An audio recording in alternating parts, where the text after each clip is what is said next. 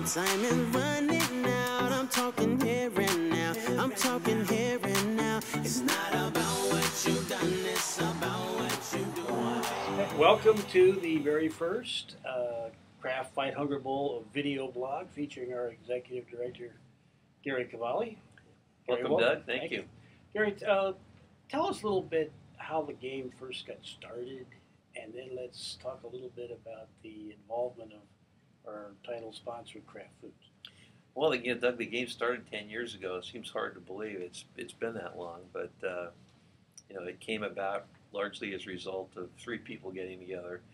John Marks, who at that point was the president of the San Francisco Convention and Visitors Bureau, and the city was looking for an anchor event to bring people into the city during the holidays and fill some hotel rooms. And the San Francisco Giants and Pat Gallagher were looking for some tenants to fill the ballpark. It was a privately funded ballpark, and they needed to generate some funding. And then I was an out-of-work sports administrator.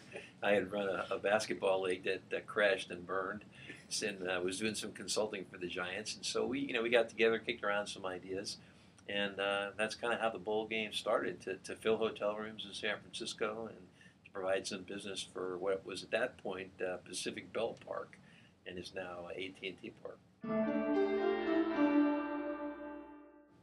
Gary, over the last 10 years, you've gone from a situation of having teams from way out of the Bay Area to the Pac-10, now the Pac-12 conference is kind of the Bowl's anchor conference, as it were.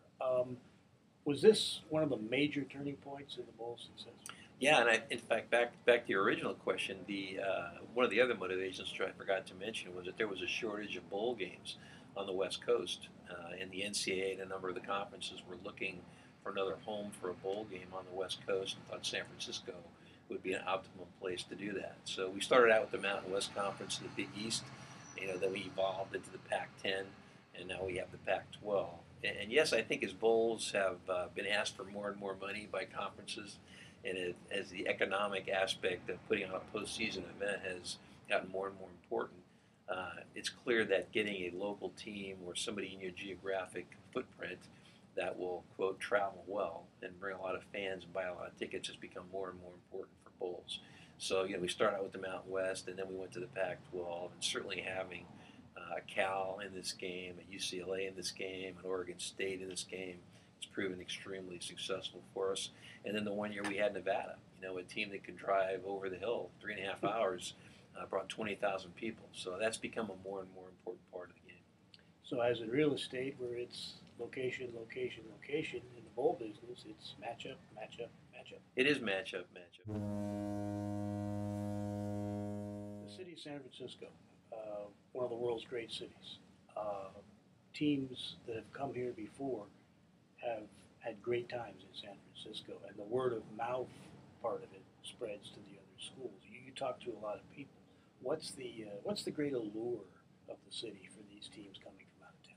Well, you asked a minute ago about the number of bowl games. And with so many bowl games, the question that most bowl directors and bowl staffs have to consider is, how do we distinguish ourselves? How do we differentiate ourselves to make this a desirable bowl game? And we're blessed in that we're located in one of the greatest cities in the world. So, who would want to come to San Francisco for 5 days or 6 days, number one. And then number two, we've got a great hospitality committee. People that have been with us since the beginning, just 10 years ago, most of whom have been with us since day one.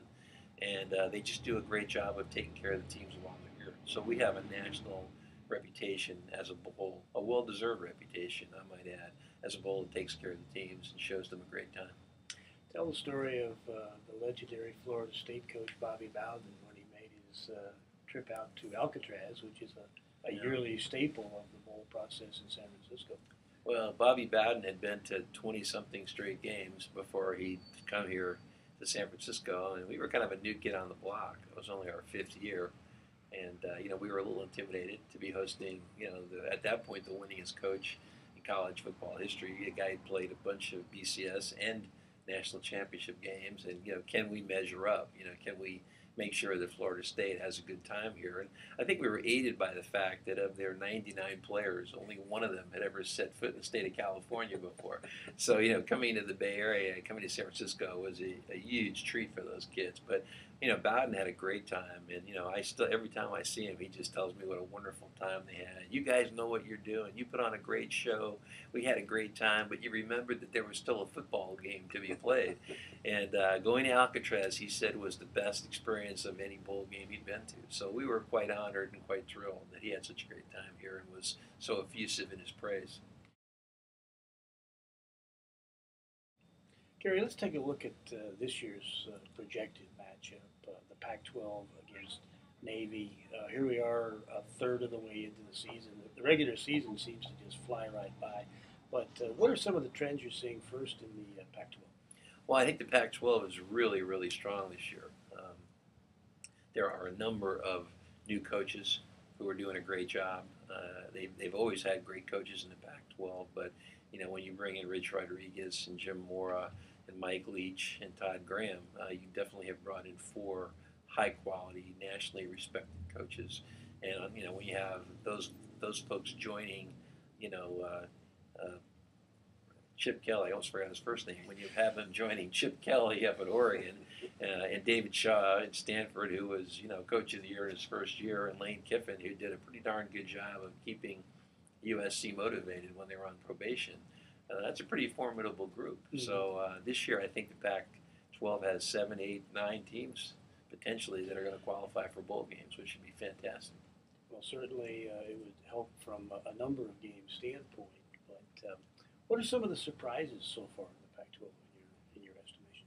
I think Arizona is better than people thought. I know they're coming off a big loss to Oregon last weekend, but Arizona's a good team, and they were down there in the red zone a lot. When you play Oregon, you better take advantage of those opportunities, and unfortunately, they weren't able to capitalize on them. I think Arizona State's better than people thought. So, the 2 Arizona teams are definitely making a statement, but probably the biggest surprise is Oregon State, and they came out and beat Wisconsin, and then last week beat UCLA in an extremely entertaining game. I think Oregon State right now would have to rank as number 1, and there's nobody that you'd rather see succeed than Mike Riley, because he may be the nicest guy, the best human being in college football. Gary, on the other side of the equation is the Naval Academy, which has been here before in 2004, had a great experience with the midshipmen coming out here, hard to believe, but 8 years ago now. They had 2 very difficult ball games to open the season, but rebounded last week.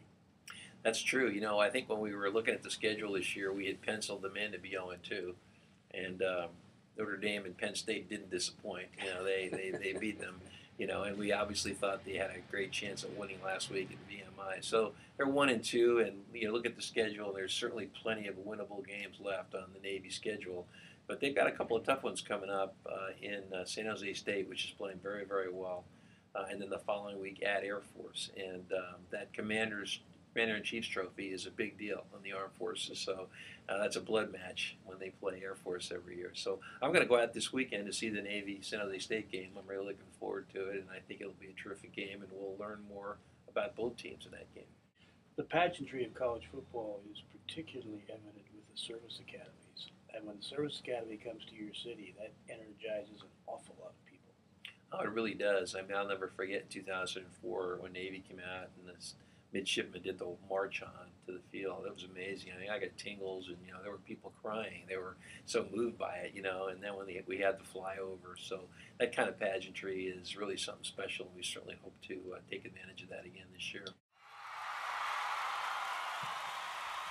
After the NFL, and before all of the other sports, college football ranks number 2 in terms of popularity around the country, and it certainly wasn't that way when you and I were getting started in this crazy business. But how do you account for that? It's amazing. It's amazing. I did a little course down at Stanford this year, and I asked that question to all the guest speakers. We had some pretty amazing guest speakers. Ronnie Lott, Tom Hansen, Rodney Gilmore, Tyrone Willingham, and most of them pointed to just the way the game is played. It's fast, has a little bit of violence to it. It kind of caters perfectly to television, and for all those reasons, it's become the game that just fits best in our culture right now, in our media right now, and it's bypassed not only the NBA but Major League Baseball. So one is pro football, two is college football. Pretty amazing. Nobody would have predicted that 25 years ago. Gary, you mentioned Stanford a while back. They got a big one on Thursday night. Another new wrinkle of the Pac-12 network package, going up to play University of Washington in Seattle. Stanford, Washington, that should be a good game. Washington hasn't played that well yet this year, but I think they're a really fine team. I think their quarterback is great, Price. Steve Sarkisian has done an amazing job up there with Washington, so that should be a good one. And I'm trying to think of who else is playing this weekend. Give me the rest of the schedule. Well, another upstart, as it were, Arizona State goes to Cal.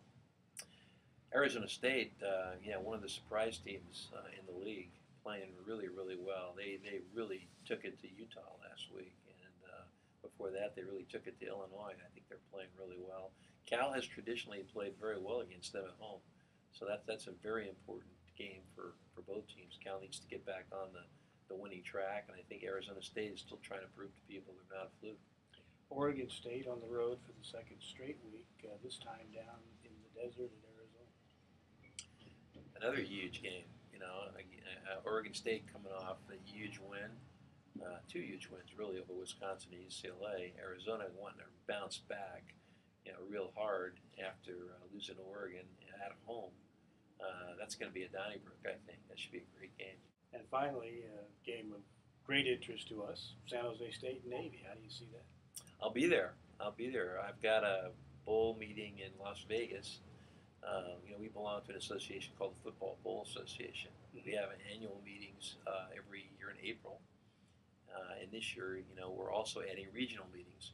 Wright Waters, the former commissioner of the Sun Belt Conference, has been hired as president of our organization, doing a phenomenal job representing the bowls, and he knows everybody. He knows every commissioner. He sat in the room with everybody, and he's really given us a seat at the table when all these discussions are being held with respect to championships, playoffs, whatever. So it's going to be interesting, and I'm looking forward to that. And then I leave Las Vegas and fly across country to Baltimore, get there in the wee hours, and then I'll go to the game on Saturday at 3:30 at Navy, which is always a great place to see a game.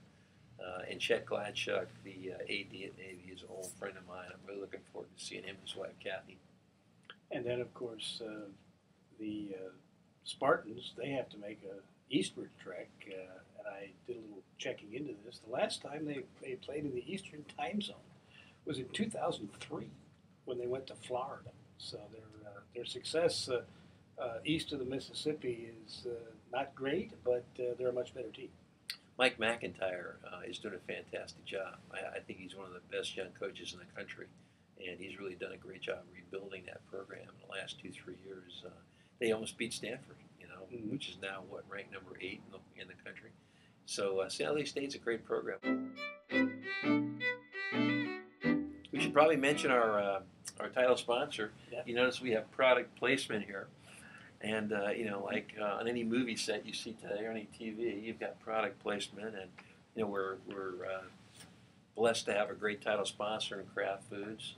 We have had them now. This is our 3rd year, and they're not only great people to work with, but they've brought us into a tremendous social initiative fighting hunger in the United States. So it's been a great association, and we're blessed and thrilled to be their partner.